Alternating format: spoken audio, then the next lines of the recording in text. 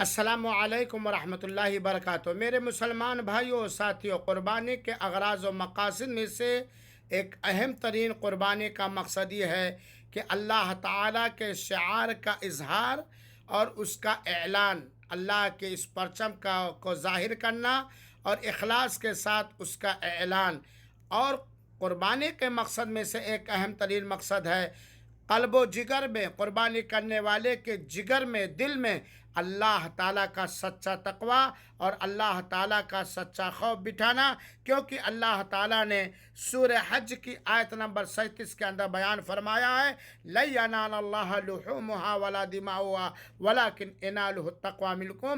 آپ کے قربانی کے جانوروں کا گوشت و پوست و چمڑا یہ اللہ کو نہیں پہنچتا، اللہ تمہارے دلوں کے تقوی کو دیکھتا ہے۔ چنانچہ قربانی کرتے وقت اپنے دلوں میں اللہ کا تقوی بٹھا کے رکھو۔